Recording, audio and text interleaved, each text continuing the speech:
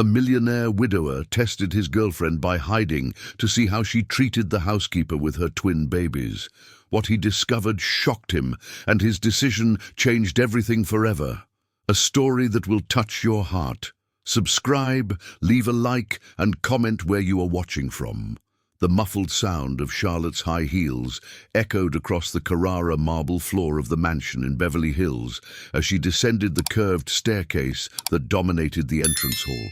Each calculated step revealed a 28-year-old woman, perfectly styled blonde hair cascading in waves over her tanned shoulders, dressed in a Chanel ensemble that cost more than many people earned in a year.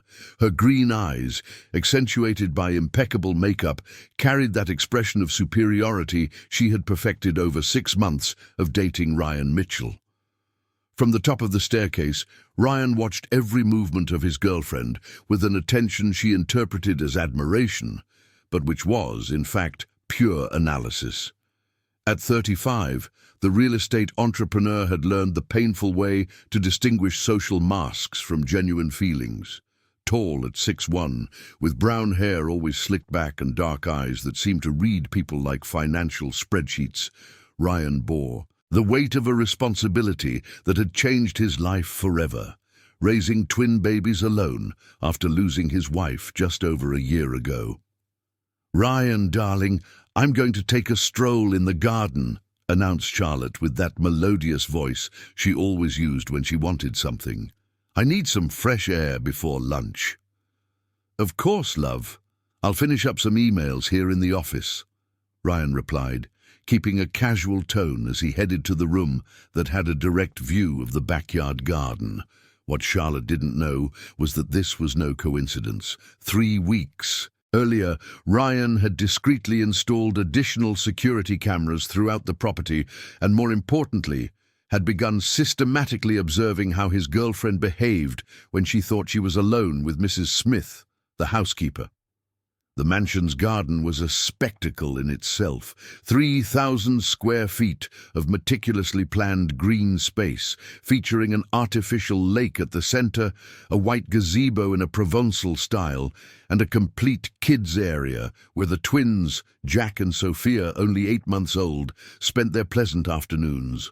It was there, under a century-old mango tree that Ryan had refused to cut down during construction, that Mrs. Smith would often rock the babies in the late afternoon.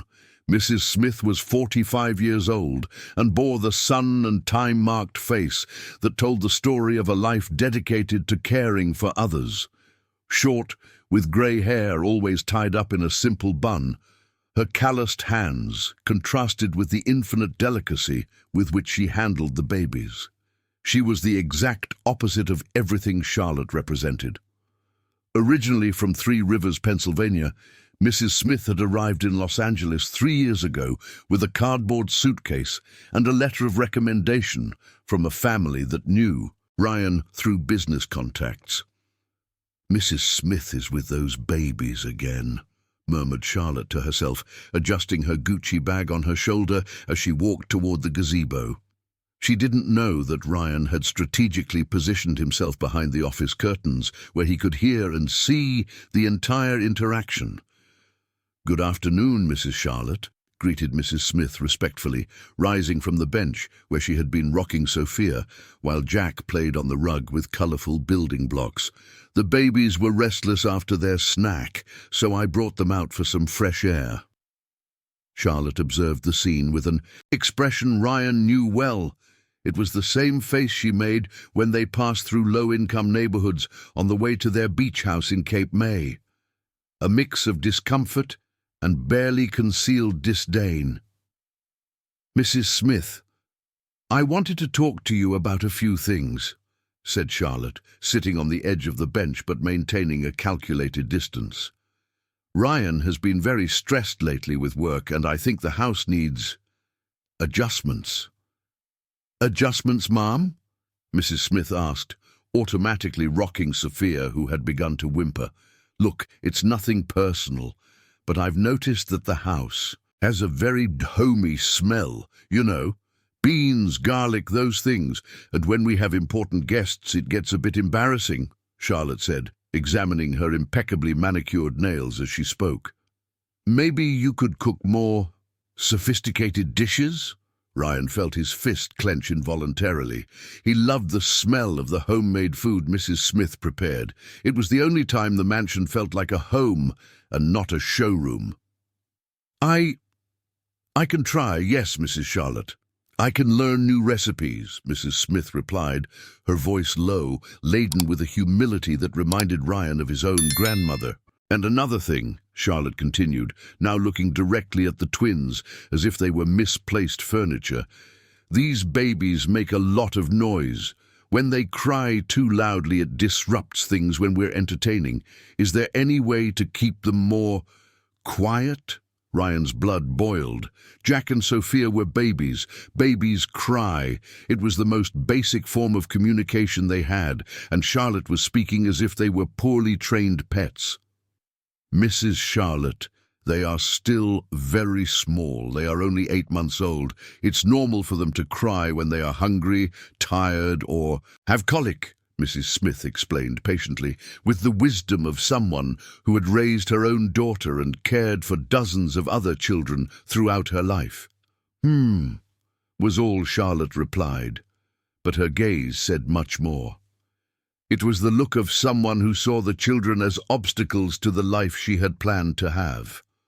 Jack began to cry, a sharp, insistent wail indicating it was time for a bottle.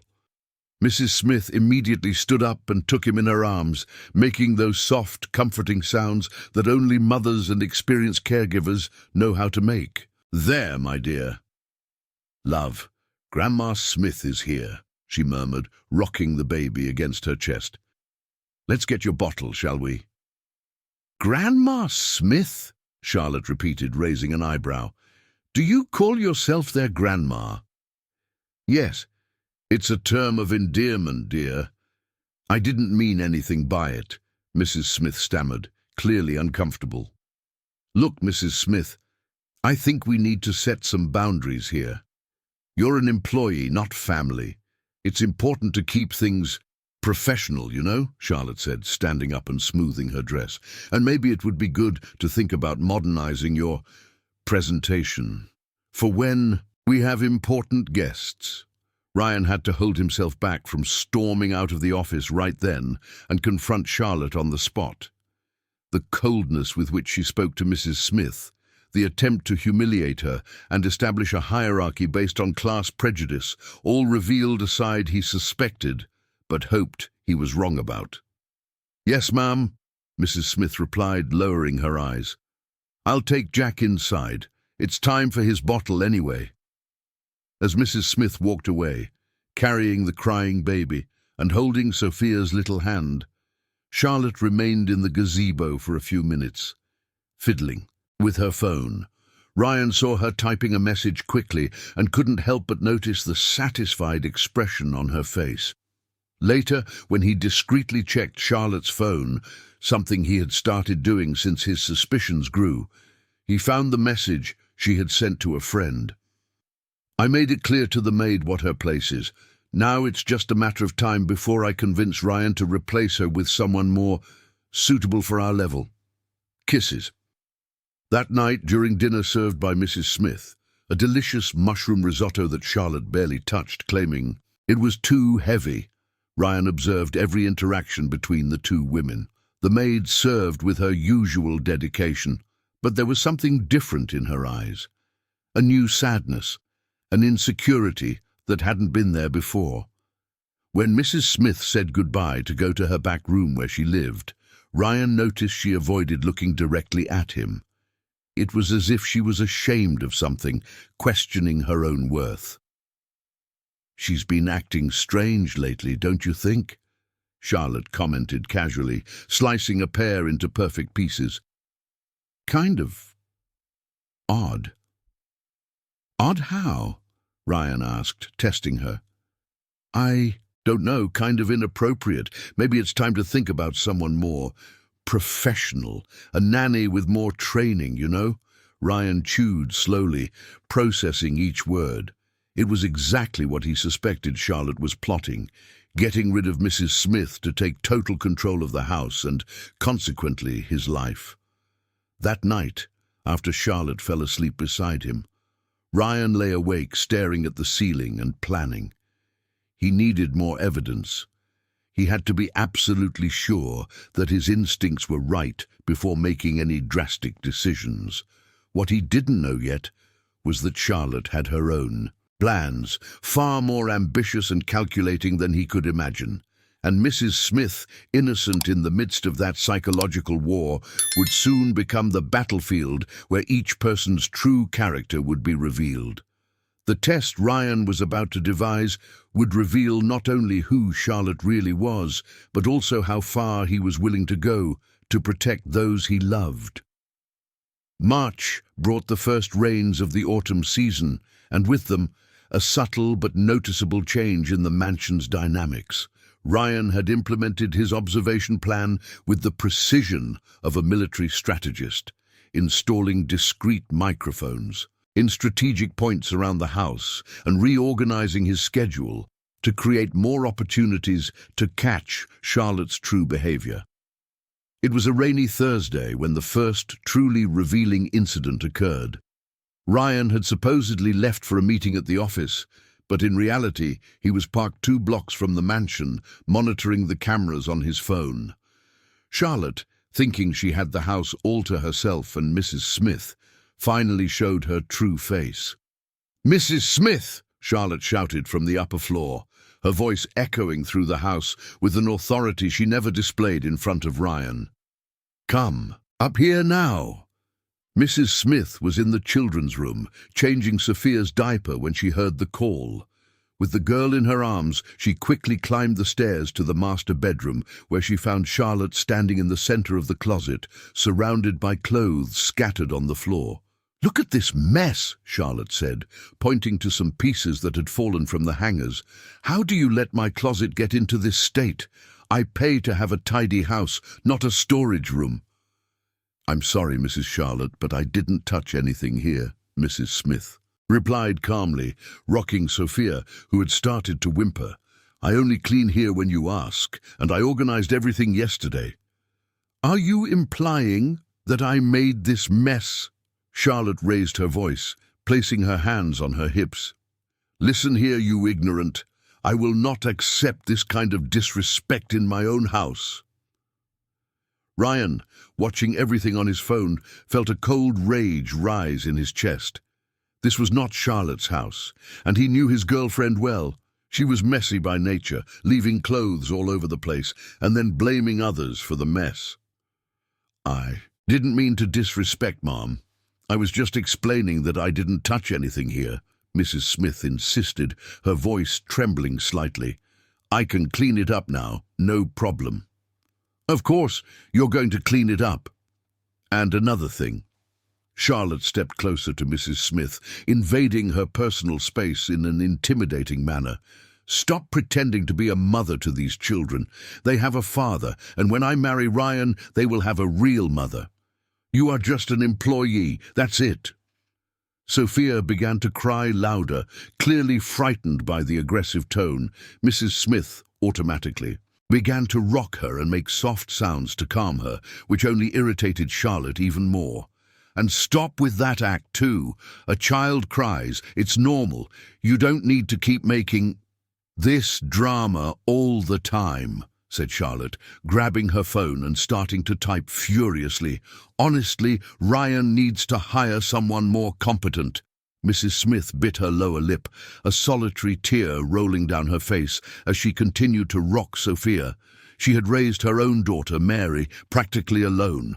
Working as a maid in 3 different houses in 3 Rivers, she knew how to recognize when a child was scared, and Sophia was definitely frightened by Charlotte's hostile energy. "Can I take her downstairs? I think she's hungry," Mrs. Smith said softly. "Do whatever you want, but clean up this mess first. And remember what I told you." Charlotte didn't even look at her, too busy typing on her phone. As Mrs. Smith went down the stairs with Sophia, Charlotte called a friend, not caring if she was overheard. "Hey, Fernanda, it's me. "Wow, you won't believe what I have to put up with here," Charlotte said, throwing herself onto the king-size bed. "The maid here thinks she owns the place. She acts like a mother to Ryan's kids. It's a nightmare. I only don't fire her because Ryan has some strange quirks, you know. He defends employees like they're family." Ryan turned up the volume on his phone, recording every word. No, of course I'm not going to say anything now. I need to be strategic. First, I'll gain his complete trust. Then I'll show him how it would be better to have someone more suitable taking care of the kids, Charlotte continued, examining her nails. A classy nanny, I don't know. Someone with more class. The problem is she's a bit too maternal with the twins. They've gotten used to her, you know. But kids adapt. The important thing is to make Ryan see that we need changes if we want to form a real family. Downstairs, Mrs. Smith was preparing Sophia's bottle with trembling hands. She had heard every word through the baby monitor that was left on between the rooms. For the first time since arriving at the mansion, she wondered if she should look for another job before she got fired. "Mrs. Smith, are you okay?" asked Mr.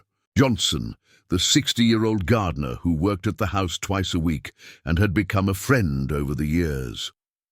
"Oh, Mr. Johnson, you startled me," said Mrs. Smith, quickly wiping her eyes. "I'm fine." Johnson, a strong black man with grey hair and kind eyes, had raised 4 children working in family homes. He knew how to recognize when someone was suffering in silence. "Mrs. Smith, I know it's not my place, but you seem different. Quieter, sadder. Is something wrong?"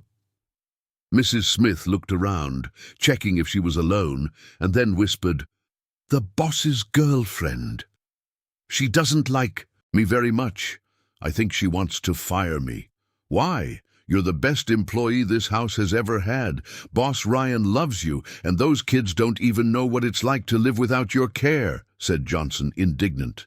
"She thinks I interfere too much, that I act like their mother." Mrs. Smith shook her head. "Maybe she's right. Maybe I have crossed the line." "What line? Those kids need affection, and you give that in spades. Don't let anyone make you doubt your worth," Johnson said firmly. "And look, if I may offer some advice, Boss Ryan is a smart man. He sees things." At that moment, Jack woke up from his nap, crying loudly. Mrs. Smith immediately stopped everything she was doing and went to him, picking him up and checking if his diaper was dirty. "There you go, my sweet boy.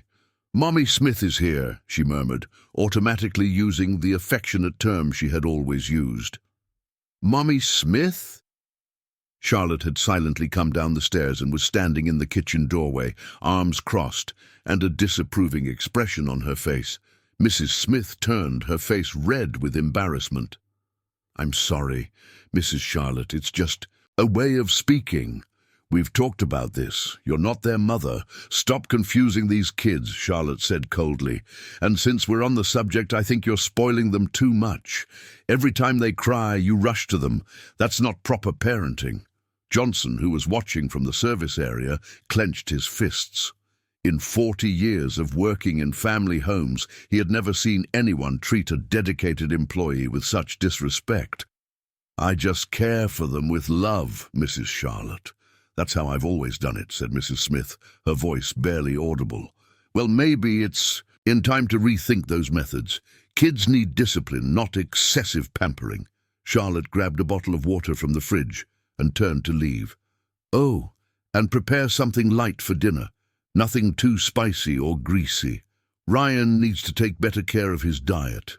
When Charlotte left, Johnson approached Mrs. Smith, who was visibly shaken. "Mrs. Smith, listen to me. That woman is no good.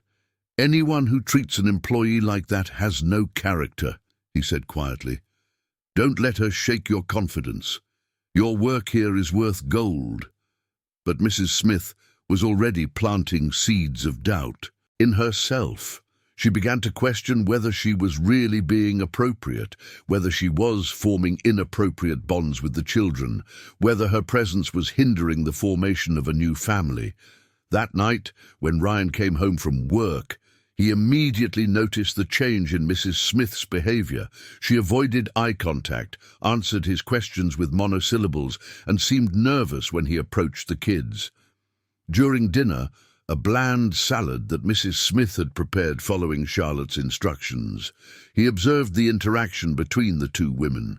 Charlotte was visibly pleased, animatedly talking about a spa she wanted to visit over the weekend, while Mrs. Smith served in silence like a shadow. "Is Mrs. Smith okay today?" Ryan asked casually. "Oh, she does seem a bit off," Charlotte replied quickly. "I think she's a little overwhelmed. Maybe we need to think about hiring some extra help." Ryan filed that away. As he mentally processed this information, later when he reviewed the recordings from the day, he felt a mix of anger and sadness that consumed him for hours. He was watching a good person being systematically destroyed by someone he had brought into his home. It was time to accelerate his plan. Charlotte had shown her cards, and now it was a matter of gathering enough evidence for a definitive confrontation.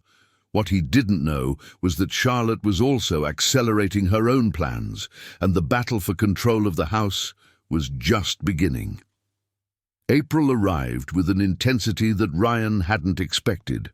His observations had become a meticulous routine. He made excuses to leave the house at strategic times, monitored the cameras remotely, and even installed an app that allowed him to listen to conversations through the intercoms scattered throughout the mansion.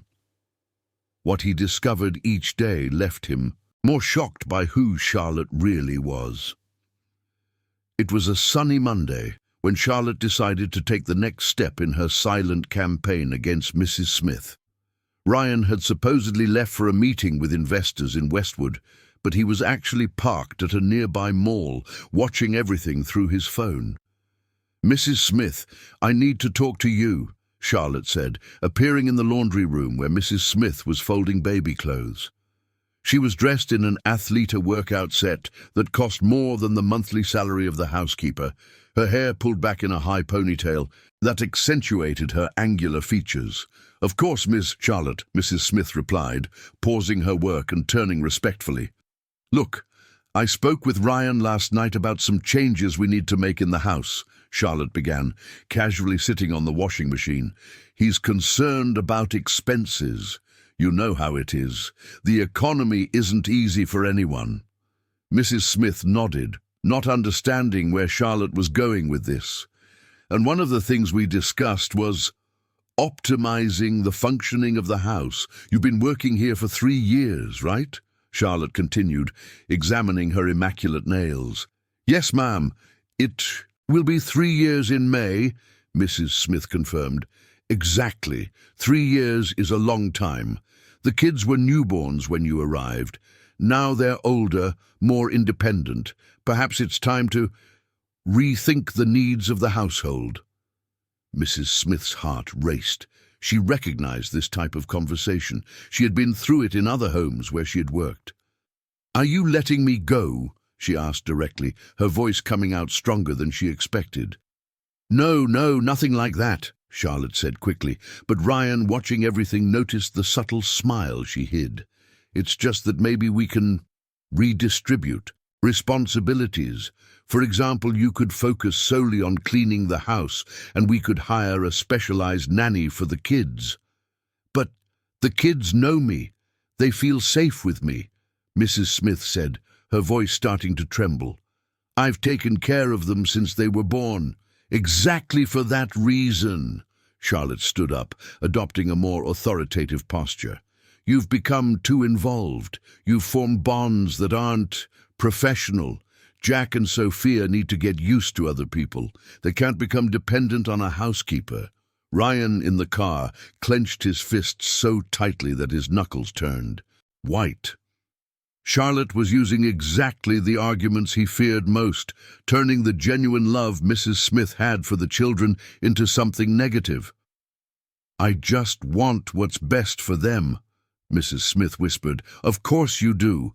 And that's why you need to understand that what's best for them now is to have caregivers with proper training. You're wonderful at what you do, but caring for children requires specific knowledge that, well, you don't have, Charlotte said with false kindness. I raised my daughter. I've taken care of many children throughout my life. Mrs. Smith tried to defend herself. Oh yes, your daughter. How is she doing again? Charlotte asked, and Ryan immediately noticed the change in tone. It was a question loaded with intention. She's doing well, studying in Austin, majoring in education, Mrs. Smith replied, pride shining through her voice despite the situation. Education, how interesting. And it must be expensive to keep a daughter in college, right? Especially on a housekeeper's salary, Charlotte said, her voice taking on an almost predatory tone. Mrs. Smith fell silent, fully understanding the implicit threat. What I'm trying to say, Mrs. Smith, is that changes are going to happen regardless. You can be part of those changes, accept a new role in the house, or, well, you're a smart woman. You understand the options. At that moment, Sophia's cries echoed through the baby monitor. Mrs. Smith automatically took a step toward the exit, but Charlotte blocked her path. I'll see what she wants, Charlotte said coldly. But she must be hungry. It's time for her bottle, protested Mrs. Smith. And I can't give a bottle? Am I incapable? Charlotte shot back. That's exactly the attitude that needs to change. You act as if you're the only one capable of taking care of them. Charlotte left the laundry room, leaving Mrs. Smith standing alone, her hands trembling as she listened to Sophia's cries intensify upstairs. Through the cameras, Ryan saw Charlotte enter the children's room, pick up Sophia from the crib, and simply stand there, holding the baby away from her body as if she were something dirty. Stop crying, Charlotte murmured, clearly irritated. Are you hungry? Then let's get that bottle. But instead of going downstairs to prepare the bottle, Charlotte put Sophia back in the crib and grabbed her phone. Hi, Jessica. Wow, you wouldn't believe the drama in this house, Charlotte said, completely ignoring the baby's cries. The housekeeper here is completely possessive of the kids. She doesn't let anyone else take care of them. Sophia cried louder, and Jack in the crib next to her began to cry as well, frightened. Charlotte simply left the room, closing the door behind her. I'm going down to the garden. It's too noisy up here, she said on the phone. Downstairs, Mrs. Smith. She heard everything and suffered. Her hands moved nervously, folding and unfolding the same baby clothes multiple times. When she could no longer bear it, she ran up the stairs. Mrs. Charlotte, can I help? She shouted from the bedroom door. No need, I'm handling this, Charlotte shouted back from downstairs. But she wasn't handling anything. The children had been crying desperately for over 10 minutes. Ryan, watching everything, made an impulsive decision. He called home. Hello, Charlotte answered, still in the garden. Hi, love. I can hear the kids crying over the intercom. Is everything okay? Oh, hi, dear. Everything's fine. It's just a hectic morning. Mrs. Smith was busy with the laundry, so I was taking care of them. Charlotte lied shamelessly. That's strange. I thought I heard them crying for a long time, Ryan insisted. Oh, it was just a few minutes. You know how it is. They can be a bit fussy sometimes. Charlotte laughed awkwardly. By the way, love, I was thinking, how about we have dinner out tonight? At that Japanese restaurant you love? Ryan understood the tactic to quickly change the subject and offer something enjoyable to distract him. Sure, but let me talk to Mrs. Smith first. See how the kids are doing. Oh, no need to bother her. Everything is under control here. I love you. And Charlotte quickly hung up. But Ryan was already starting the car. He arrived home in 15 minutes, a record time, and found a scene that made him completely question his judgment about Charlotte. Mrs. Smith was in the children's room, a baby in each arm, pacing back and forth and softly humming a lullaby. Jack and Sophia were finally calming down, but it was obvious they had been crying for a long time. Their little faces were red and swollen. "Mrs. Smith? What happened here?" Ryan asked from the doorway. "Oh, Mr. Ryan, I'm so glad you're back," said Mrs. Smith, visibly relieved. "They were very agitated. I think it was the weather changing, you know. Sometimes they get like that." Ryan knew Mrs. Smith was covering for Charlotte, and that made him admire her even more and despise his girlfriend with an intensity that scared him. "And Charlotte?" "She's in the garden, sir. I think she went to get some fresh air," said Mrs. Smith diplomatically. When Ryan went downstairs, he found Charlotte applying sunscreen and preparing to sunbathe as if nothing had happened. "Hi, love. I'm glad you came back early," she said, getting up to kiss him. The kids were a bit agitated, but Mrs. Smith already took care of it.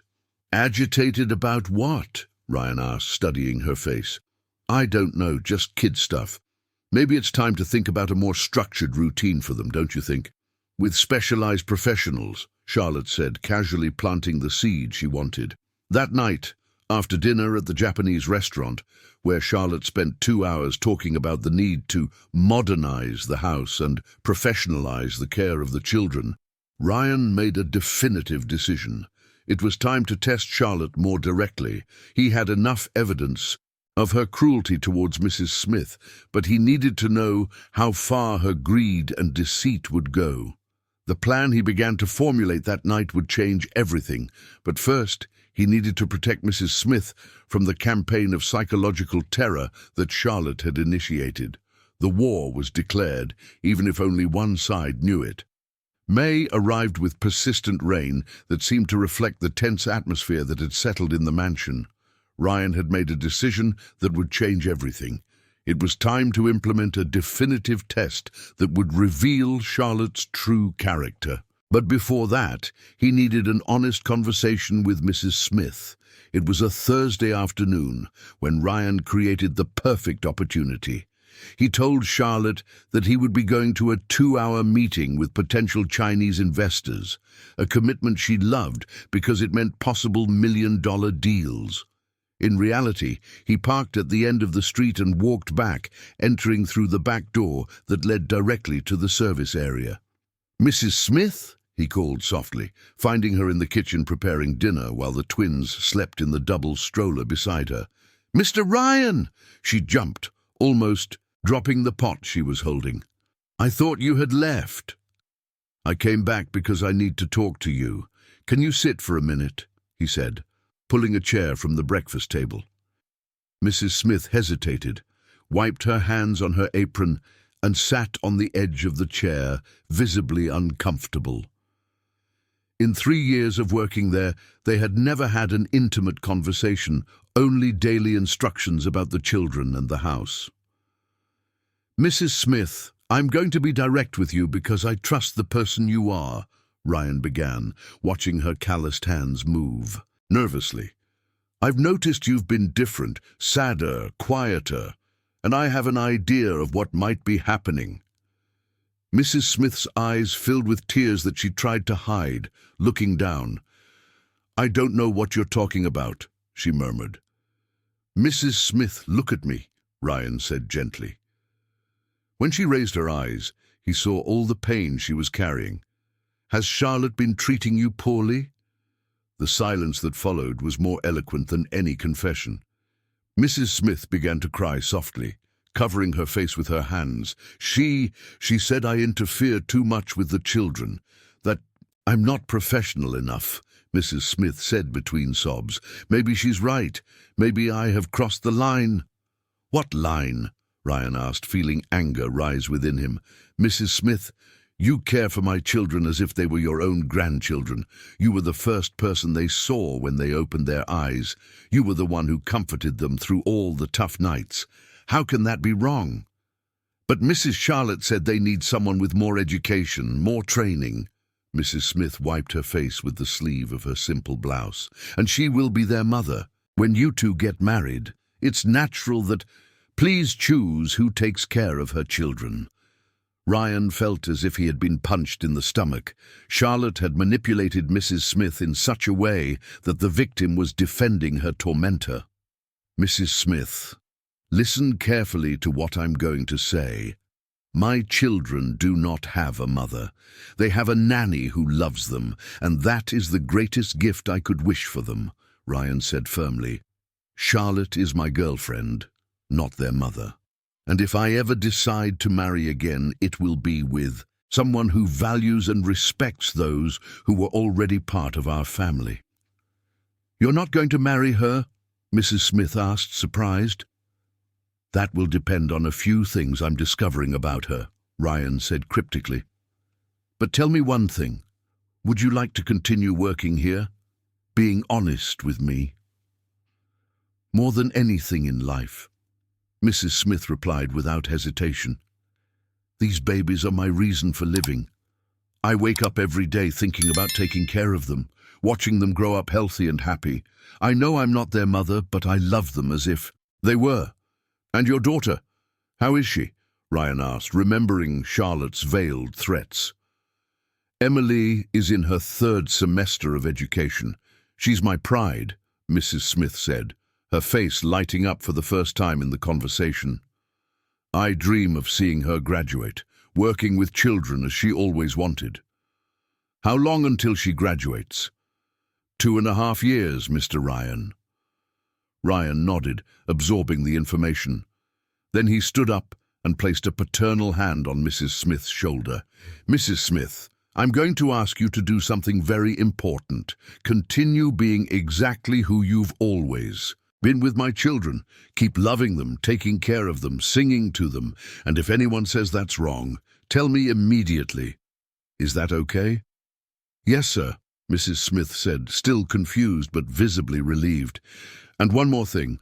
From now on, consider your job here guaranteed until Emily graduates. In fact, how about I pay for her college, so you don't have to worry about that?" Mrs. Smith was in shock, unable to form words. "And I want you to bring Emily to meet the house, to meet the children.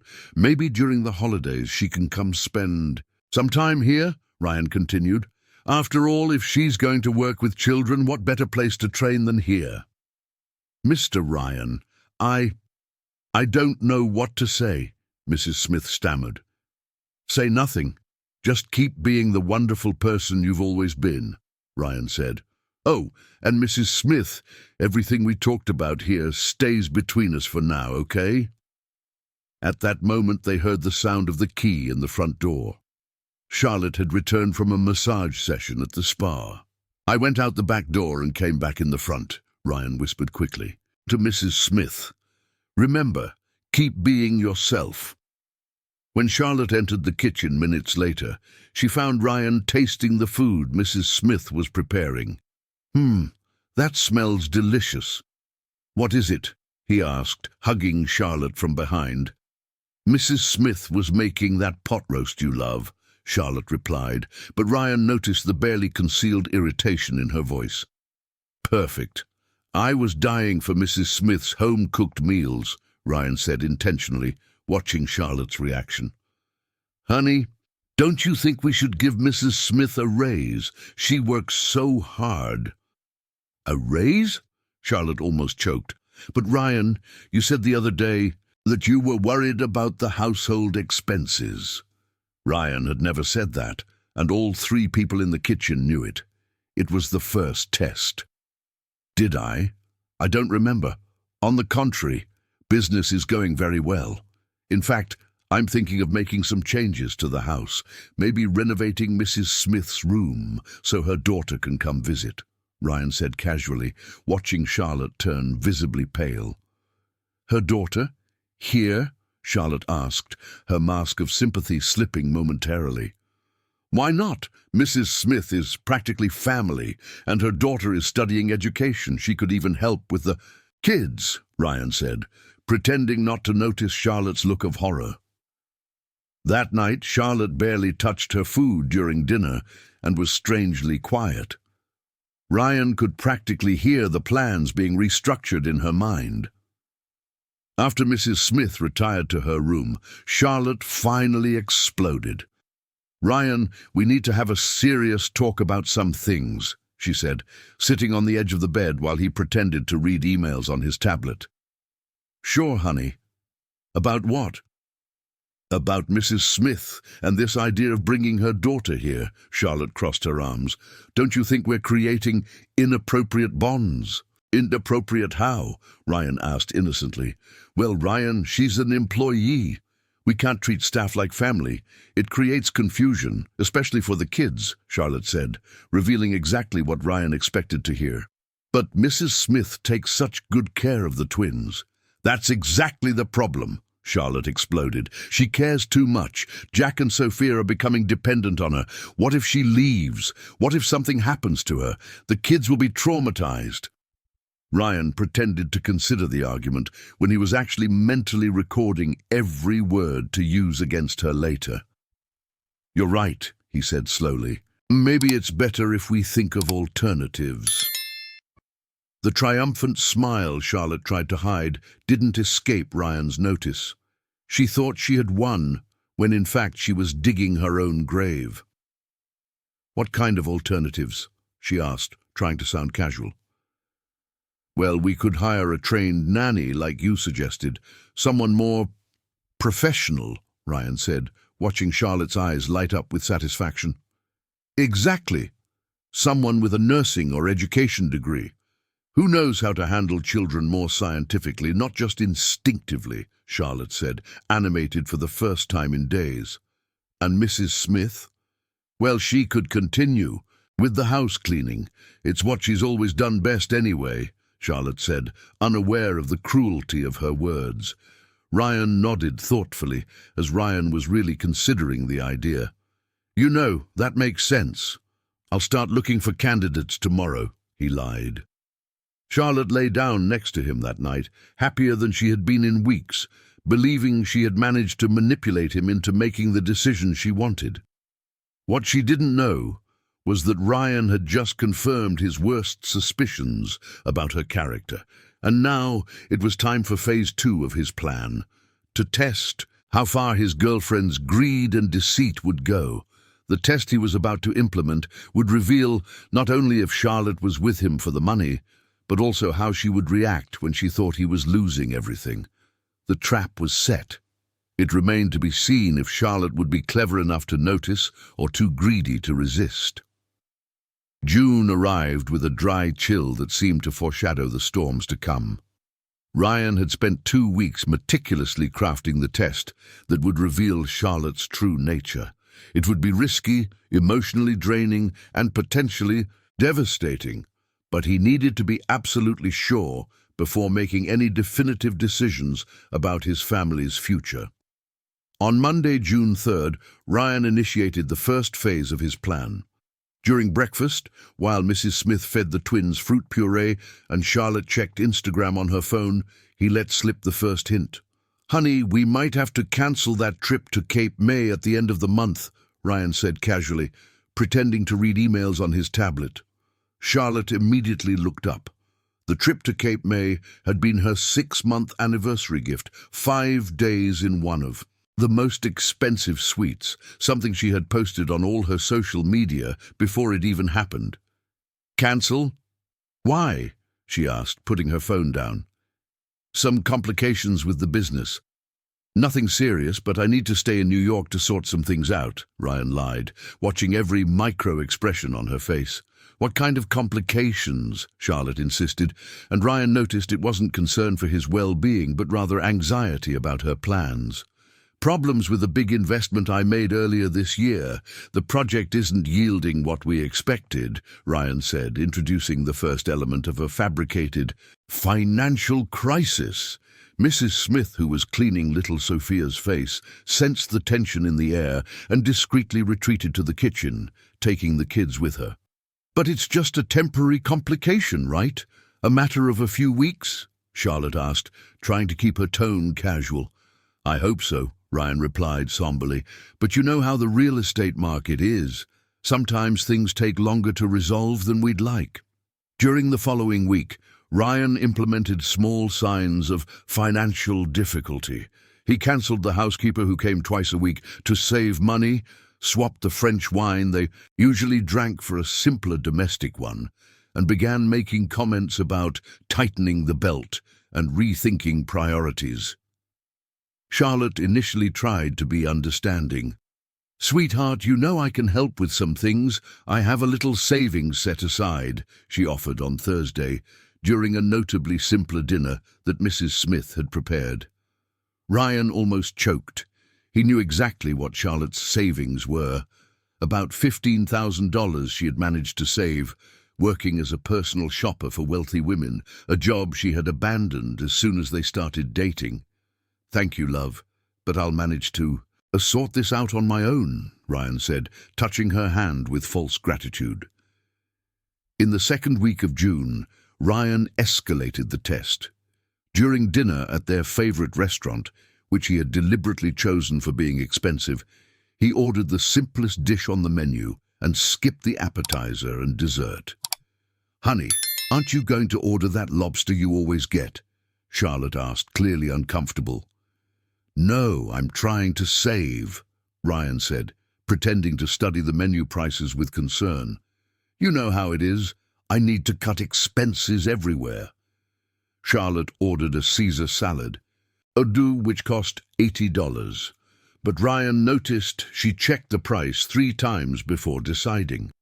At the end of the night, when the bill arrived, he left a smaller tip than usual and pretended to calculate carefully on his phone before paying. "Ryan, are you really okay?" Charlotte asked in the car on the way home. "Of course. It's just a phase," he replied, but his voice carried a studied melancholy that left Charlotte silent for the rest of the drive. It was in the 3rd week that Ryan decided to deliver the final blow in his test. On a Friday morning, he set the perfect scene: documents scattered across the desk, a calculator, a notepad with scribbled numbers, and a look of genuine concern when Charlotte came down for coffee. "Honey, I need to talk to you about something serious," Ryan said, his voice heavy with real tension. "After all, testing someone you love is genuinely stressful, even if you suspect the outcome." Charlotte sat in the chair across from him, her face tense. "The investment that went wrong was bigger than I mentioned," Ryan began. "Much bigger." "How much bigger?" Charlotte asked, and Ryan noticed her hands clenching slightly. 80% of my liquid capital was tied up in that project," Ryan lied, "and my partner disappeared with the money." The silence that followed was deafening. Ryan could practically see the gears turning in Charlotte's mind. But you still have the apartments, right? The properties?" she asked quickly. "Most of them are financed. And with the real estate market crisis, if I sell now, I'll sell at a loss." Ryan continued his performance. "Charlotte, I might have to sell this house." The color drained from her face. "Sell the house? This house?" she repeated, looking around as if seeing the place for the first time. "I might have to sell and buy something simpler, in a more affordable neighborhood, maybe a 3-bedroom apartment in Westwood or Beverly Hills," said Ryan, observing every reaction. 3 bedrooms. But where will Mrs. Johnson live?" asked Charlotte, and Ryan realized that this was a genuine concern, not for Mrs. Johnson, but for the inconvenience of having a housekeeper living in a smaller apartment. "Maybe she'll have to look for another job. I won't be able to pay a housekeeper's salary for a while," said Ryan, introducing the final element of his test. "Another job," repeated Charlotte, but Ryan noticed that she didn't seem devastated by the news. In fact, she looked almost relieved. "It's a temporary situation, of course. In a year or 2, I'll recover and can buy a bigger house again," added Ryan, offering a glimmer of hope to see how she would react. Sure, said Charlotte quickly. 2 years will fly by." But Ryan saw something in her eyes that chilled him. She was calculating whether 2 years of poverty were worth what might come after. "Charlotte, I know this changes a lot. Between us, I understand if you want to take a break. Until I recover," said Ryan, offering her the perfect way out. "No! How can you think that?" exclaimed Charlotte, but her indignation sounded forced. I love you, Ryan. We're in this together, remember? That afternoon, while Ryan pretended to work in the office, he watched Charlotte make a call that confirmed all his suspicions. Jessica, it's me. No, I can't talk loud, whispered Charlotte, walking through the garden. Ryan is going through a rough financial crisis, a really bad one. Ryan turned up the audio, through the cameras. I don't know. He said he might have to sell the house, fire the housekeeper, move to a smaller apartment, continued Charlotte. He said it could take 2 years to recover. Pause. I know it's a long time. 2 years living in a small apartment, no housekeeper, without this life. And the worst part is, he might not even fully recover, right? The real estate market is terrible. Another pause. Look, I'm seriously thinking if it's better to take a break after all. He even offered. He said he would understand if I wanted to wait for him to recover, said Charlotte, and Ryan felt a physical pain in his chest, even knowing it was all a test. Yeah, I think I'll wait a few more weeks to see how things develop. If it doesn't get better, maybe it's better for me to step back before things get really ugly. Ryan turned off the audio, having heard enough. His girlfriend of 6 months, the woman who claimed to love him, was considering leaving him at the first sign of financial trouble, but the test was not over yet. Ryan wanted to see how far she would go before making her final decision.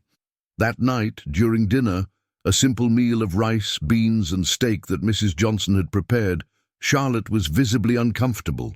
She looked around the dining room as if she were memorizing every detail, perhaps to remember the luxurious life she was about to leave behind. Mrs. Johnson, the food is delicious as always, said Ryan, and noticed Charlotte make an almost imperceptible grimace. Thank you, Mr. Ryan, replied Mrs. Johnson, genuinely smiling despite all the tensions of the past weeks. Mrs. Johnson, you know that regardless of what happens, you'll always have a place in our family, right? Said Ryan, testing both Mrs. Johnson and Charlotte at the same time. Mrs. Johnson was touched, but Charlotte nearly choked on her water. Of course, Charlotte agreed forcefully. Mrs. Johnson is part of the family. But Ryan saw in her eyes that she was thinking exactly the opposite. Charlotte was calculating how to rid herself of all the problems at once. The inadequate housekeeper, the house full of memories of another woman, and a man who had lost his fortune. The test was almost complete. Only one last provocation was needed to fully reveal Charlotte's character. And Ryan already knew exactly what he would do. The last week of June arrived with an unusual chill for the season, as if the weather itself sensed that drastic changes were coming. Ryan had spent the previous nights planning the final blow of his test, a situation that would force Charlotte to fully reveal her true intentions and character. It was a grey Thursday when Ryan put his plan into action. He had invited Charlotte for a special dinner at home, something she accepted with barely concealed anxiety, perhaps thinking he would announce a miraculous recovery of his finances. Mrs. Johnson, can you prepare something very simple for tonight? Ryan asked during the morning. Maybe pasta with tomato sauce and a salad, and set the kitchen table, no need for the dining room. Mrs. Johnson nodded, but Charlotte, who was listening from the living room, had a look of genuine discomfort. In recent months, she had grown accustomed to elaborate dinners served in the formal setting of the mansion. During the day, Ryan implemented a few more details of his setup. He left some fake bills scattered across the office table, credit card statements and loans he had created on the computer, and made sure Charlotte saw them when she passed by to say goodbye before heading out for a beauty session. "What are these papers, love?" asked Charlotte, trying to sound casual as she peeked over his shoulder. "Some pending matters I need to resolve," Ryan replied somberly, quickly covering the documents. Nothing much, but Charlotte had seen enough. High amounts, words like due and overdue, numbers in red. Exactly what Ryan wanted her to see. In the afternoon, While Charlotte was at the salon, Ryan had a crucial conversation with Mrs. Johnson. He found her in the children's room, where she was playing on the floor with Jack and Sophia, stacking colourful blocks as they tried to knock them down with giggles of joy. "Mrs. Johnson, I need to talk to you about something important," said Ryan, sitting in the rocking chair that he still kept in the room. "Well, not at all, Mr. Ryan," Mrs. Johnson replied, continuing to play with the children while paying attention.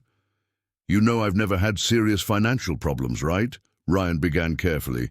Mrs. Johnson stopped playing and looked at him with confusion. "Of course, sir. Why, do you ask?" "Because in the coming weeks, some situations may seem strange. And I need you to trust me, no matter what happens or what you hear," Ryan said, choosing his words carefully. "You're scaring me," Mrs. Johnson said, picking up Sophia when the little girl started to whine. "There's no reason to be scared. I just need you to remember that since you came here, I've always treated you with respect and honesty, haven't I?" Ryan continued. "And I truly value what you do for my children." "Yes, sir, always," Mrs. Johnson confirmed, still confused but reassured by Ryan's paternal tone. "So trust me for a few more weeks, and if anyone says you're going to be let go or that you need to look for another job, don't believe it. At least not until we talk in person," Ryan said. "Did Mrs. Charlotte say something?" Mrs. Johnson asked directly, surprising Ryan with her perception. "Why do you ask that?" "She's been talking a lot about changes in the house, about hiring people with more qualifications," Mrs. Johnson said, choosing her words delicately. "And yesterday she asked if I knew of any openings in other homes in the area." Ryan felt a cold anger rise in his chest. Charlotte was going beyond what he had imagined. She was actively trying to get rid of Mrs. Johnson even before he made any decision. "Mrs. Johnson, you're not going anywhere. This is your home, and my children need you," Ryan said firmly. "But I need to sort some things out first. Can you trust me?" "I've always trusted you, Mr. Ryan," Mrs. Johnson replied, and there was a genuine loyalty in her voice that contrasted sharply with what Ryan had observed in Charlotte. At 7 in the evening, when Charlotte arrived, from the salon with impeccable hair and freshly manicured nails, as if she were preparing for something important, Ryan was in the office pretending to study financial documents with a worried expression. "Hi, love," Charlotte said, kissing his cheek. "How was your day?" "Complicated," Ryan replied laconically. "But shall we have dinner? Mrs. Johnson made something delicious." Dinner was a revealing experience. Ryan had asked Mrs. Johnson to serve on simple, everyday plates instead of the fine china they usually used. Charlotte noticed immediately but tried to hide her discomfort. "The pasta is delicious, Mrs. Johnson," Ryan said genuinely. "Thank you, sir. It's the recipe my mother taught me," Mrs. Johnson replied, smiling. Charlotte ate in silence, clearly out of place due to the simplicity of the meal and the environment. She, who had posted pictures of sophisticated dinners on her social media for months, was now facing the reality of a more modest life. "Charlotte, you're quiet today," Ryan observed. "I'm just thinking," she replied. About us, about the future." "And what conclusions have you come to?" Ryan asked, knowing he was about to hear something that would hurt him, even knowing it was all a test. Charlotte took a deep breath, as if preparing to dive into deep waters. "Ryan, I think maybe we should take a break," she said, avoiding looking directly at him. "At least until things get sorted out." Ryan feigned surprise, although he had been expecting exactly that. "A break? It's just that... Look, I love you, you know that. But this situation is very complicated, and I think my presence here is only making things harder for you," Charlotte said, using an argument she had probably rehearsed. "You need to focus on solving your problems, and I'm just an unnecessary expense." "Charlotte, you've never been an unnecessary expense," Ryan said, testing to see if she would back down. "But I am. Expensive restaurants, trips, gifts. You're spending on me when you should be saving," Charlotte insisted, and Ryan realized she genuinely believed in her own altruistic narrative. "And when do you think you should come back?" Ryan asked. "When things get sorted out. When you regain your financial stability," Charlotte said quickly. 2 years fly by, right? 2 years, exactly the time frame Ryan had mentioned for his recovery. Charlotte was willing to abandon him for a full 2 years and then come back when he was rich again. "And where will you stay during that time?" Ryan asked, curious to see how far her planning went. "Well, I have a friend in Westwood who said I could stay with her for a while, and maybe it's time for me to go back to work anyway. Resume my career as a personal shopper," Charlotte said, revealing that she already had everything planned. Ryan nodded thoughtfully, as if processing the breakup. "Maybe you're right," he finally said. "Maybe it is for the best." Charlotte seemed simultaneously relieved and vaguely disappointed. She probably expected him to beg her to stay. "When do you plan to move out?" Ryan asked. "Well, if it's not too rushed, maybe this weekend? That way you can start the week focused on sorting things out without worrying about me," Charlotte said, and Ryan had to admit she was efficient in her manipulations. "Of course, that makes sense," Ryan agreed.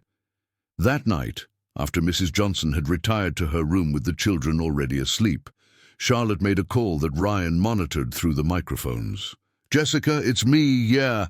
I broke up with him," Charlotte said, walking through. "The garden. Well, technically we're taking a break, but you understand." Pause.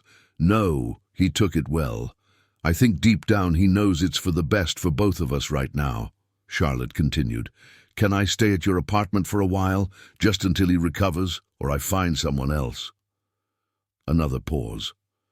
"Of course I'll come back if he manages to recover. 2 years is nothing, and he's still a good catch. I just need to make sure he really can turn things around before I commit again." Ryan had heard enough. Charlotte was not only abandoning him at the first sign of trouble, but she was also already planning to find someone else while keeping the option to return if he recovered financially. On Friday morning, Charlotte was visibly anxious to leave. She had packed her bags overnight and was clearly avoiding any deeper conversation about the separation. "Ryan, about Mrs. Johnson," she started during breakfast. "What about her?" Ryan asked. "Well, since you'll have to cut back, maybe it's a good time to, make some changes to the household staff," Charlotte said delicately. "Mrs. Johnson is great, but maybe you could find someone who works for less, or someone who comes just a few times a week." That was the moment Ryan was absolutely sure that Charlotte was exactly the person he suspected she was. Even while leaving, she was still trying to get rid of Mrs. Johnson out of sheer malice since it wouldn't affect her anymore. "I'll think about it," Ryan lied. When Charlotte finally left the house that afternoon, taking her Louis Vuitton bags and her collection of designer purses, Ryan felt a mix of relief and sadness. Relief for discovering her true nature before making the mistake of marrying her, and sadness for having wasted 6 months of his life with someone who never truly loved him. Mrs. Johnson, who had silently observed the commotion, approached him later that afternoon. "Mr. Ryan, Mrs. Charlotte, she's not coming back, is she?" Mrs. Johnson asked gently. "No, Mrs. Johnson, she's not coming back," Ryan confirmed. "I'm sorry, sir." "I know you cared for her," Mrs. Johnson said sincerely. Ryan looked at this simple, honest, and loyal woman who had cared for his children with unconditional love for 3 years and made a decision that would change everything. It was time to tell Mrs. Johnson the truth and implement the second part of his plan, one that Charlotte would never imagine was coming. The weekend passed in a strange silence in the mansion. Without Charlotte's presence, the house seemed to breathe more freely, as if an invisible weight had been lifted. Ryan spent Saturday and Sunday watching how Jack and Sophia interacted with Mrs. Johnson, noticing details that the tension of the past weeks had obscured. The way the babies calmed instantly in her arms, how their little faces lit up when they heard her voice, how she knew every mannerism and need of the children. On Monday morning, Ryan made a decision that had been maturing since Charlotte left. It was time to be completely honest with Mrs. Johnson about everything that had happened. He found her in the garden, under the century-old mango tree, playing with the twins on the colourful mat they spread out there on sunny mornings. Jack was trying to crawl toward a butterfly that had landed nearby, while Sophia clapped her hands to get Grandma Mrs. Johnson's attention. "Mrs. Johnson, can you come with me to the office when you're done here? I need to talk to you about something important," Ryan said, sitting on the grass beside them. "Of course, Mr. Ryan. Did something happen?" Mrs. Johnson asked, picking up Sophia when the little girl started to whine. "Let's just say some things have finally become clear," Ryan replied enigmatically. An hour later, Mrs. Johnson was sitting in the leather armchair in front of Ryan's desk, her hands clasped in her lap, and an expression of anxiety on her face. She had left the children in their crib after their morning bottle, knowing they would sleep for at least an hour. "Mrs. Johnson, what I'm about to tell you is going to sound very strange, but I need you to listen until the end," Ryan began, leaning back in his chair. "Everything that happened in the last few weeks, the financial crisis, the investment problems, the possibility of selling the house, none of it was true." Mrs. Johnson looked at him in total confusion. "What do you mean, sir?" "I made up the whole story to test Charlotte's character," Ryan explained slowly. "Since March, I had been observing how she treated you when she thought I wasn't watching, and I didn't like what I discovered at all." Mrs. Johnson's eyes widened. "You were testing her?" "Mrs. Johnson, do you remember all the times Charlotte humiliated you? When she said you weren't fit to work here? When she insinuated that you should look for another job?" Ryan asked, his voice heavy with restrained anger. Mrs. Johnson looked down, clearly uncomfortable recalling those moments. "I heard everything, Mrs. Johnson. I installed cameras and microphones around the house because I needed evidence of who she really was," Ryan continued. "I saw her treat you as if you were inferior. I saw her ignore my children when they cried. I saw her plan to get rid of you as soon as we got married." You recorded the conversations?" Mrs. Johnson asked, still processing the information. "I did, and when I pretended to be in financial crisis, she abandoned me at the first opportunity," Ryan said bitterly. "The woman who claimed to love me was calculating whether 2 years of poverty were worth it for the possibility of me recovering later." Mrs. Johnson was silent for a long moment, absorbing everything she had heard. "But why didn't you talk to me about this before?" she finally asked. "Because I needed to be absolutely sure, and because," Ryan hesitated, choosing his words carefully, "because I wanted you to see for yourself what kind of person I would never allow to hurt our family." "Our family?" Mrs. Johnson repeated, surprised by the chosen word.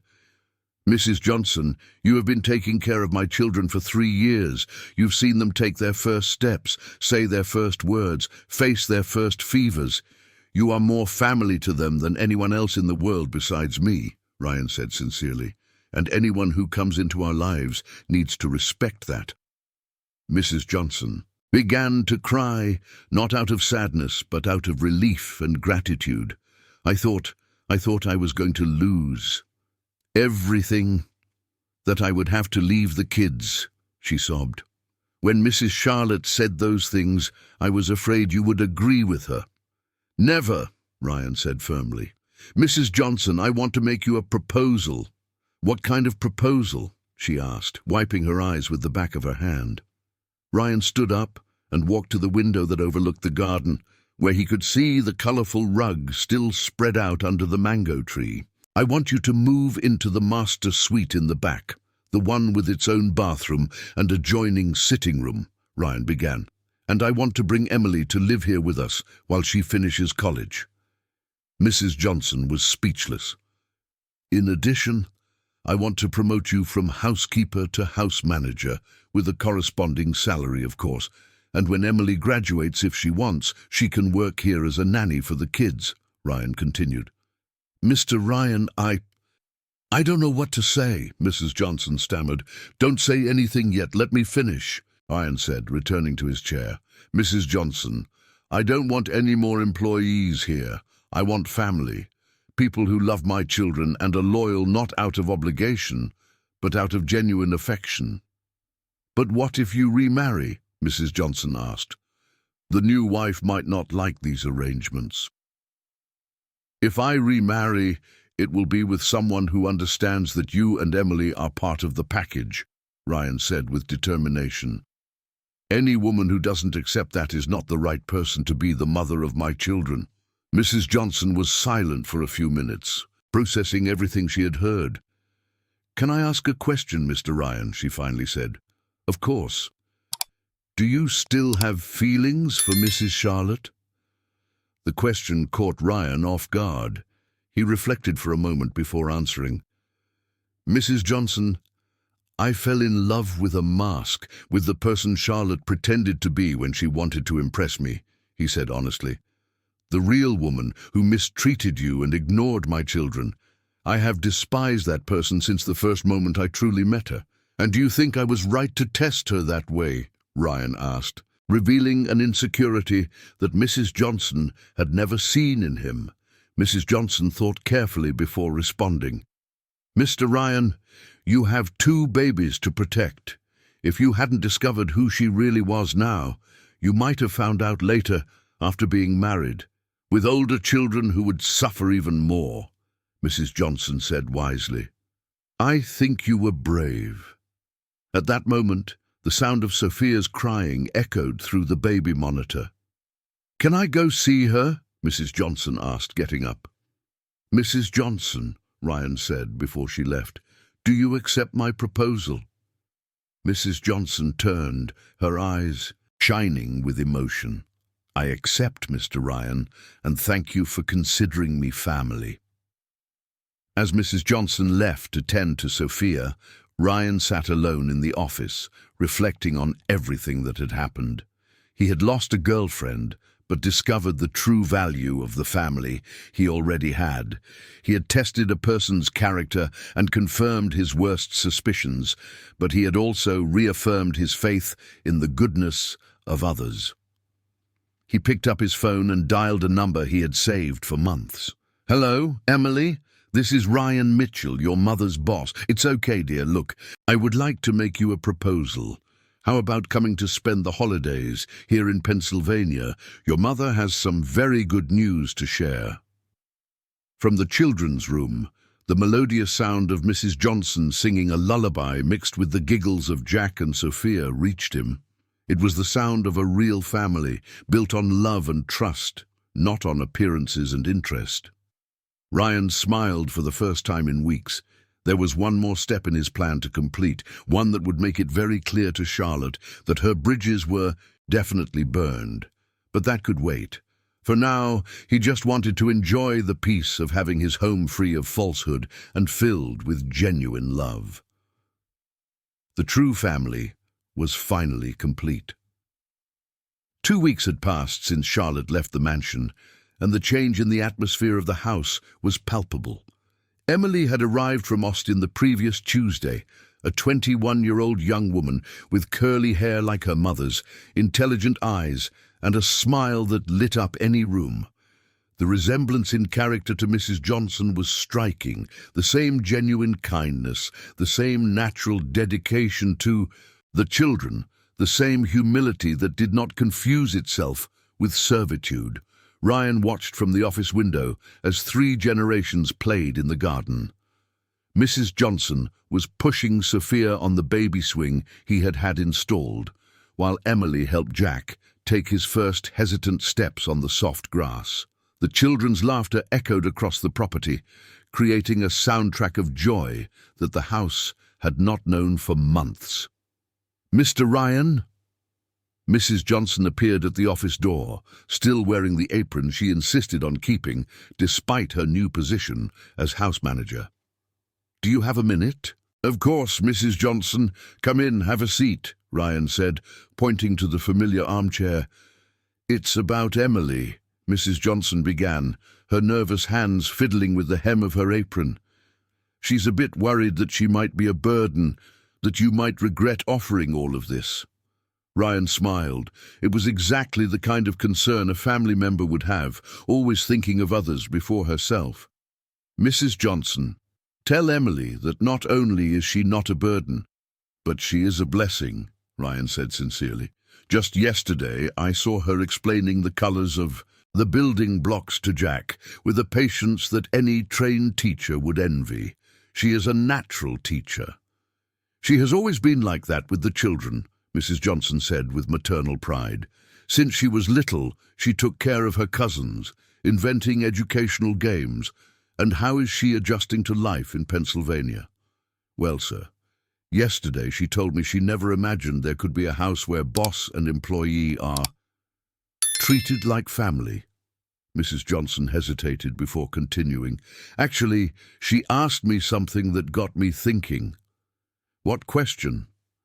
"She asked what happened to your girlfriend. Why would a woman leave a good man, a beautiful home, 2 lovely children?" Mrs. Johnson said. "I didn't know how to respond." Ryan leaned back in his chair, contemplating the question. It was something he had reflected on several times himself. "Mrs. Johnson, some people only see what they can gain from a situation, not what they can give," Ryan said philosophically. "Charlotte never loved our family. She loved the idea of what I represented: status, money, social position. And now, do you think about being in a relationship again?" The question caught Ryan off guard. In recent months, he had been so focused on protecting his family from Charlotte that he hadn't considered the possibility of a romantic future. "Honestly, not for now," Ryan admitted. "First, I want to make sure that Jack and Sophia are safe and happy. And second, well, let's just say my confidence in my own judgment about people has been a bit shaken." "You can't blame yourself for believing her lies," Mrs. Johnson said gently. "People like Charlotte are very good at pretending." At that moment, Ryan's phone rang. It was a familiar number. Charlotte. "Mrs. Johnson, excuse me for a minute," Ryan said, answering the call. "Hello?" "Ryan? Hi, it's me." Charlotte's voice sounded strangely hesitant. "How are you?" "I'm fine, Charlotte. Do you need something?" "Well, I was thinking about how things ended between us," Charlotte said, and Ryan could hear traffic noise in the background. She was somewhere busy. "Maybe I was too hasty." "Hasty how?" Ryan asked, curious to see where she was going with this.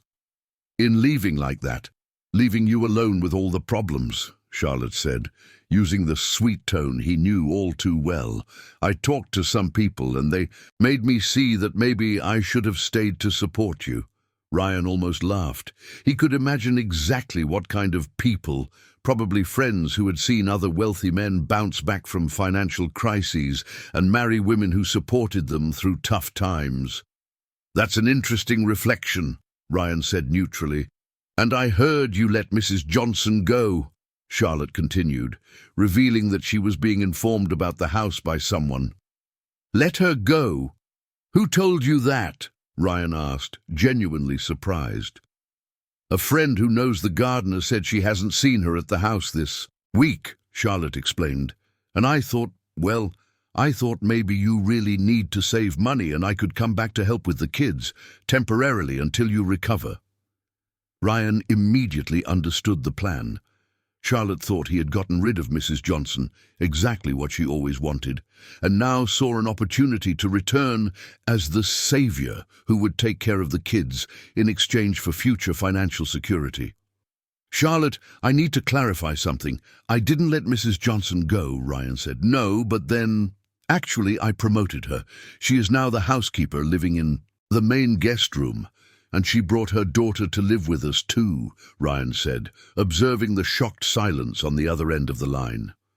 Her daughter lives here? Charlotte asked, her voice completely losing its sweet tone.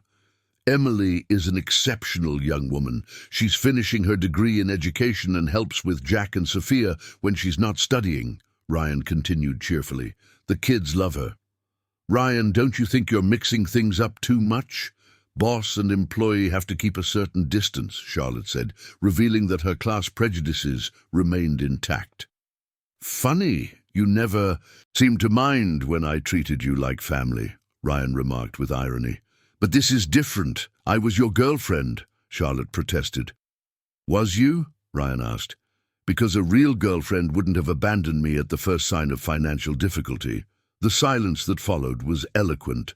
Ryan, I can explain. It was a moment of panic, of insecurity, Charlotte began, changing her strategy. But now I understand it was my mistake. I want to come back. I want to support you. Charlotte, do you want me to be honest with you? Of course. I never had a financial crisis. I made all that up to test your character, Ryan said calmly. The silence on the other end of the line was so long that Ryan thought the call had dropped. You made it up? Charlotte finally asked, her voice coming out almost as a whisper. I did, and you spectacularly failed the test, Ryan said. Not only did you abandon me when you thought I was broke, but you also tried to get rid of Mrs. Johnson until the last moment. Ryan, that's sick. Who tests their girlfriend like that? Charlotte exploded, revealing her true personality once again. Someone who has 2 small children to protect from false and selfish people, Ryan replied coldly. Charlotte, you showed exactly who you are when you thought no one was watching. You recorded our conversations. You invaded my privacy, Charlotte accused. I protected my family from someone who was trying to destroy it, Ryan corrected. And now you know the truth. There was never a financial crisis. There was never a risk of losing anything, and Mrs. Johnson was not only not let go, but was promoted and had her daughter brought to live with us. This isn't over, Charlotte threatened, her mask of sweetness completely removed. I will tell everyone what kind of paranoid man you are. Feel free, Ryan said calmly. I have recordings of everything you did and said. Who do you think people will believe? Charlotte hung up without saying another word. Ryan stared at the phone for a few seconds, feeling a mix of relief and sadness. Relief for having definitively closed that chapter of his life, and sadness for having wasted 6 months with someone who was never worth it. Mr. Ryan, Mrs. Johnson had returned and was at the door, clearly having heard at least. Was that Mrs. Charlotte? It was. And don't worry, she won't be back, Ryan said. In fact, I think she finally understands that the bridges are definitely burned. Did you tell her about my promotion and about Emily? Asked Mrs. Johnson. I did, and her reaction confirmed everything I thought about her character, Ryan said. Mrs. Johnson, can I ask you something? Of course, sir. Did you ever suspect that I was testing Charlotte? At any point? Mrs. Johnson smiled, a wise smile from someone who had raised a daughter and worked in several households. Since the day you came home early and found the children crying, she admitted, a father who loves his children as much as you do would never let something like that go unnoticed. And when you started talking about financial problems, I knew it couldn't be true. How did you know? Because a truly wealthy man doesn't keep complaining about money, Mr. Ryan. They only talk about it when it's a lie or when it's very serious. And you didn't seem serious. You seemed strategic. Ryan laughed, impressed by Mrs. Johnson's perception. And you didn't say anything? It wasn't my place, sir. My job was to take care of the children and trust you, who has always been good to me, Mrs. Johnson said simply. At that moment, Emily appeared in the doorway, carrying Sophia, who had woken up from her afternoon nap. Grandma Smith, Sophia is asking for her bottle, Emily said, and Ryan noticed that she had naturally adopted the affectionate term Mrs. Johnson used. "I'll prepare it right away, my dear," Mrs. Johnson said, getting up.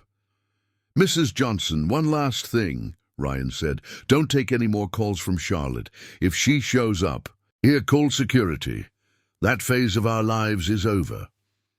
"Yes, Mr. Ryan," Mrs. Johnson agreed. "And, sir, thank you for protecting our family." Our family. The words echoed in the office long after Mrs. Johnson and Emily left with Sophia. That was exactly it. A family built on love, loyalty, and mutual respect. Charlotte had lost the opportunity to be part of something genuine because she was too busy chasing something superficial. The test had ended, and the results couldn't have been clearer. 3 months had passed since Charlotte's last call, and September brought with it a refreshing energy to the mansion in Beverly Hills. The jabuticaba trees in the garden were blooming. Jack had started to babble his first words, "Mama," invariably directed at Mrs. Johnson. And Sophia could already sit up by herself, clapping her hands whenever she saw Emily approaching. Ryan watched from the office window as his 3 women, as he had begun to affectionately think of Mrs. Johnson, Emily, and the 2 girls, organized a picnic under the century-old mango tree. It was a Saturday morning, and this had become the family tradition, outdoor breakfast whenever the weather allowed. "Daddy! Daddy!" Jack shouted from the garden, one of the few words he had clearly learned, stretching his arms toward the window. Ryan waved back, feeling that familiar pang of gratitude that struck him several times a day. He had almost lost this, almost allowed a toxic person to destroy the harmony of his family out of greed and vanity. The phone rang, interrupting his thoughts. It was his lawyer, Dr. Henry Smith. "Ryan, good morning. I have news about that matter we discussed," Henry said without preamble. "Did Charlotte do something?" Ryan asked, although he wasn't particularly worried. "On the contrary, we got some interesting information about her," the lawyer said. "Remember you asked us to investigate discreetly?" Ryan had hired a private investigator a month after Charlotte left the house, not out of revenge, but to ensure there wouldn't be any unpleasant surprises in the future. "What did you find out?" "She's dating a businessman in the import industry. Married, by the way. And from what we've gathered, she's using exactly the same strategy she used with you, pretending to be in love while investigating the guy's assets," Henry explained. "So she has already found her next target?" Ryan asked with a mix of relief and pity for the unknown man. "It seems so, and there's more. She told several people that you two broke up because you became too obsessed with the maid and the children, that you were turning into a family fanatic," Henry said with irony. "Apparently, she's the victim in this story." Ryan genuinely laughed. "Family fanatic, I like that." "Oh, and Ryan, she also spread that you have serious financial problems, and that's why you're no longer worth it as a partner," the lawyer continued. "Basically, she's burning her bridges to avoid looking like she was rejected." "Perfect. The fewer opportunistic people in my life, the better," Ryan said. "Henry, you can close the investigation. I have everything I needed to know." After hanging up, Ryan went downstairs to join the breakfast in the garden. He found a scene that made him stop at the kitchen door just to watch. Emily was teaching Sophia to clap along to a children's song, while Mrs. Johnson was cutting fresh fruit, and Jack was trying to eat a piece of bread by himself, making an adorable mess. "Good morning, family," Ryan said, and noticed how the word sounded natural without any forced feeling. "Good morning, Mr. Ryan," Emily replied cheerfully. "Sophia learned a new song today." "Let me see," Ryan said, sitting on the rug and picking up his daughter. Sophia immediately began to babble and clap her hands, eliciting laughter from everyone. "Mr. Ryan," Mrs. Johnson said, sitting next to him with the fruit tray, "may I ask a personal question?" "Of course, Mrs. Johnson." "Don't you feel lonely?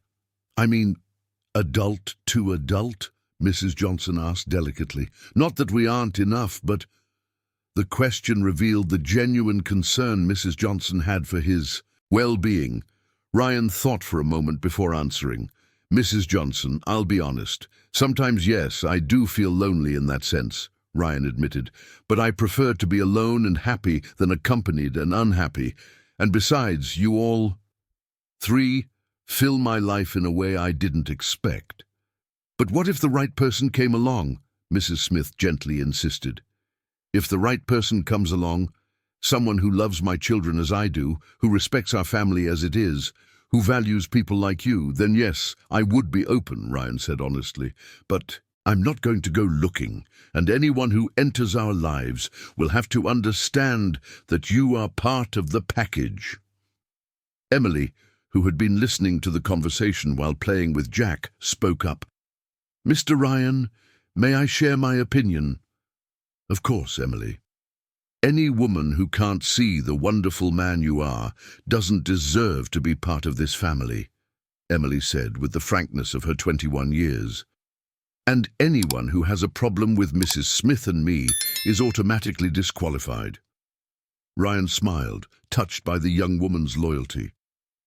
Emily is right, agreed. Mrs. Smith, the next woman who comes here will have to be truly special. And what if no one comes along? Ryan asked, curious to know their thoughts. Then the four of us will be a complete family just the same, Mrs. Smith said simply. Family isn't just father, mother, and children, Mr. Ryan. Family is who you love and take care of. At that moment, Jack knocked over his bottle onto the carpet and began to cry. Automatically, both Mrs. Smith and Emily moved to comfort him. But Ryan was quicker, picking up his son. There you go, my champion.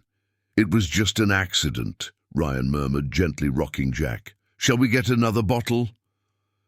As they walked back to the house, Emily commented, You know, Mr. Ryan, I understand now why that woman didn't work out here.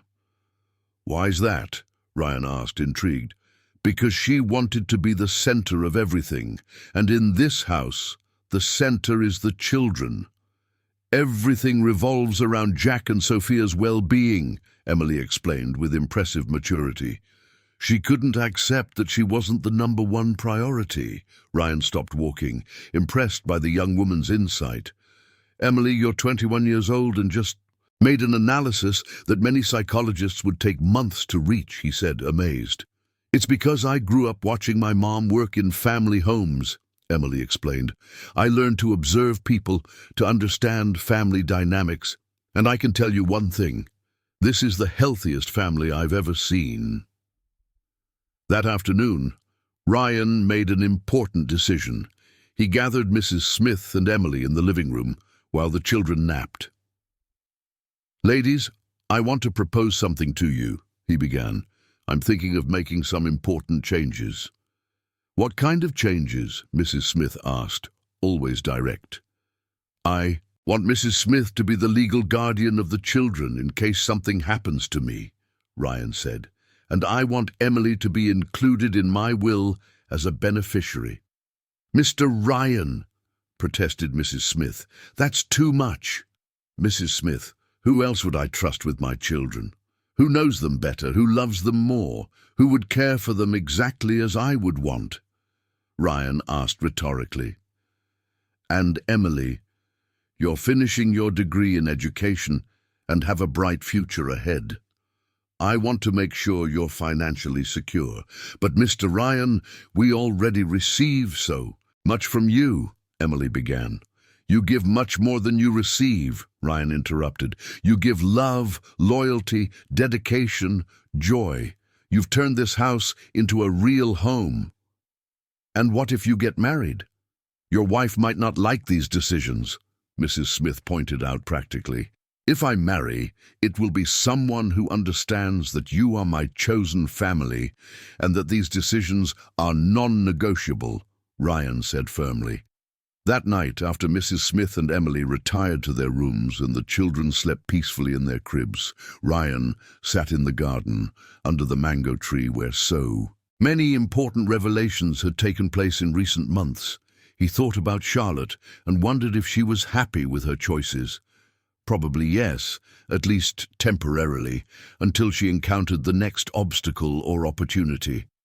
He thought about how different his life could have been if he hadn't discovered her true nature. Jack and Sophia would have grown up in an environment of tension and deceit. Mrs. Smith would have been fired or humiliated until she resigned, and he would have been married to a woman who saw him only as a means to an end. Instead, he had this: a family united by love, not by blood or social convention. He had 2 happy and healthy children, a housekeeper who was more of a grandmother than an employee, and a young woman who brought joy and renewed energy to the house every day. Looking at the stars that began to appear in the September sky, Ryan made a silent promise. He would protect this family with everything he had, regardless of who else came in or out of their lives. Charlotte's test had ended months ago, but the results would continue to influence his decisions forever. He had learned to distinguish gold from fool's gold, substance from appearance, true love from disguised interest, and that he knew was a lesson worth every moment of pain it took to learn. The family was complete, even if it wasn't conventional. And sometimes the best families are exactly those we choose to build with the people who prove they deserve to be part of it. December arrived with that typical humid heat of a summer in New Jersey, and with it, the first Christmas party that the family would officially celebrate together. Ryan had spent the last few weeks watching Mrs. Smith and Emily plan every detail of the celebration with the same care that devoted mothers would prepare for their own children. The house was decorated with simple yet cozy taste: golden lights in the windows, a natural tree in the corner of the living room where Jack and Sophia could play with the unbreakable ornaments that Emily had specially chosen for them. It was Christmas Eve when Ryan received a call he didn't expect. His phone rang while he watched Mrs. Smith teach Sophia to clap along to the Christmas music softly playing on the stereo. "Ryan Mitchell," he answered. "Hello?" he said, not recognizing the number. "Ryan, this is Jessica, Charlotte's friend," a nervous female voice said. "I'm sorry to bother you on Christmas Eve, but I need to talk to you about Carol." Ryan stepped away to his office, intrigued. Jessica was the friend who had taken Charlotte in when she left her home. "Of course, Jessica. What happened?" "Well, I know you two ended badly, and I know Carol said a lot of things about you," Jessica began hesitantly. "But I think you need to know some things I discovered about her." "What kind of things?" Ryan asked, although he wasn't sure he wanted to know. "Ryan, she lied about everything. About you, about the reason for the breakup, about herself," Jessica said quickly. "I let her stay in my apartment because I believed the story that you had become obsessive and paranoid, that you had turned into a housekeeper fanatic and were mistreating her." Ryan fell silent, allowing her to continue. "But after 3 months living with her, I saw who she really is," Jessica continued, her voice heavy with regret. "She treated my housekeeper like trash, made horrible comments about lower-class people, and was dating a married man while investigating his financial situation." "Jessica, why are you telling me this?" Ryan asked gently. "Because yesterday she received a marriage proposal from that man. He's going to leave his wife for her," Jessica explained. "And do you know what she told me? That she now understands she made a mistake leaving your home, that you were more stable and less complicated than her current situation." Ryan felt a mix of relief and pity. Relief for having gotten rid of Charlotte in time, and pity for the man who was about to make the same mistake he almost made. "She's planning to call you after New Year's," Jessica continued. "She said she's going to make up a story about having grown as a person and being ready for a mature relationship." "Ryan, I couldn't let her catch you by surprise." "Thank you for the heads up, Jessica, But you can rest assured, even if she called, it wouldn't change anything, Ryan said honestly. She also said that if you don't take her back, she'll spread rumors that you're an unstable man who prefers housekeepers over his own girlfriend, Jessica added. I'm sorry, but I thought you should know. Ryan chuckled softly. Jessica, if someone criticizes me for valuing loyal and loving people over selfish and fake ones, I'll consider it a compliment.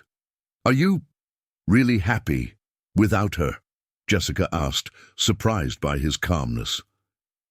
Happier than I ever thought I could be, Ryan replied sincerely.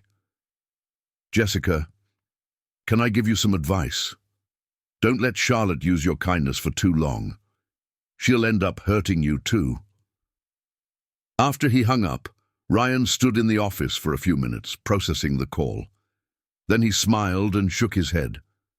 Charlotte was still trying to manipulate situations and people, still calculating advantages and disadvantages, still living a life based on appearances and self-interest. Meanwhile, out in the living room, his true family was preparing a celebration based on genuine love and sincere gratitude. "Daddy!" Jack shouted from the living room, now walking alone with hesitant but determined steps. "Daddy, come!" Ryan left the office and found a scene that made him stop at the entrance of the living room. Mrs. Smith was on the floor, playing with blocks with Sophia, while Emily helped Jack put the last ornaments on the tree that he could reach. The golden light from the Christmas decorations illuminated their focused and happy faces, creating an atmosphere of peace and contentment that no amount of money could buy. "What do you think about opening one present each tonight?" Ryan suggested, joining the group on the floor. "Mr. Ryan, you've already given us so much." Mrs. Smith began, but he interrupted her. "Mrs. Smith, almost a year ago, you all gave me the greatest gift I could receive. You showed me that family isn't about blood or convention. It's about choosing to love and care for each other. Every day," Ryan said emotionally, "let me give back a little of that joy." Emily, who had stopped decorating the tree to listen, came over and gave Ryan a spontaneous hug. "Mr. Ryan, can I say something?" she said, still hugging him. "Of course, Emily." "I grew up hearing my mom talk about rich families she knew from work. Some were good, others not so much," Emily said. "But I never heard her talk about a family where boss and housekeeper really became a true family." "That's because it's rare, my dear," Mrs. Smith said, picking up Sophia when the little girl started to whine. "But when it happens, it's magical. And you know what's even more magical?" Ryan asked, looking at the four people who had turned his house into a home. "It's knowing that this family will last forever. No matter who else comes or goes in our lives, you will always be my priority." That night, after the Christmas dinner, a simple yet delicious meal that Mrs. Smith had prepared with all the love in the world, Ryan was putting the kids to bed, when Jack, holding his tiny Santa outfit, babbled something that made him stop. "Mommy Smith, Mommy Emily, Daddy," Jack said clearly, pointing to each person as he spoke. Sophia, not wanting to be left out, clapped her hands and repeated, "Mommy Smith." Ryan felt his eyes fill with tears. His children had naturally defined who they considered family, without influence or complex explanations. To them, Mrs. Smith was Mommy, Emily was Mommy too, and he was Daddy. It was simple, pure, and true. "Did you hear that, Mrs. Smith?" Ryan whispered, finding her at the bedroom door with teary eyes as well. "I did, Mr. Ryan. They know who loves them," Mrs. Smith replied, emotional. "Mrs. Smith, Emily," Ryan said after the kids finally fell asleep, "you know you'll never have to worry about the future, right? No matter what happens to me, you will always have a home and security." "Mr. Mitchell, you don't need to keep promising that," Mrs. Johnson said. "We know we can trust you." "But I need you to know that these are not just promises," Ryan insisted. "I've changed my will, created a fund for Emily's education, and for your retirement, Mrs. Johnson. You are my legal family now, not just my emotional one." Emily began to cry, tears of gratitude and disbelief. "Why are you doing this for us?" she asked between sobs. "Because you taught me the true value of things," Ryan said sincerely. "Charlotte taught me that people can pretend to love for selfish reasons. You taught me that people can give genuine love without expecting anything but love in return." On the morning of December 25th, Ryan woke up to the soft sound of Mrs. Johnson humming in the next room. Sophia had woken up for her early morning bottle. Instead of going back to sleep, he got up and went to the window, looking out at the garden lit by Christmas lights. A year ago, he'd been planning to propose to Charlotte. He had even bought a ring, a very expensive solitaire that was still locked away in the safe, a symbol of a future that never came to be. Now he knew that would have been the biggest mistake of his life. The test he had applied to Charlotte revealed not only her character, but also the value of the people already in his life. Mrs. Johnson and Emily didn't need to go through any test. They demonstrated daily, through small gestures and great sacrifices, that they deserved all the trust and love he could offer. As the sun rose on that first day of Christmas, as an officially united family, Ryan took one last reflection on the entire journey. Charlotte had lost the opportunity to be part of something real because she was too busy seeking something superficial. She chose self-interest over love, appearance over substance, status over family.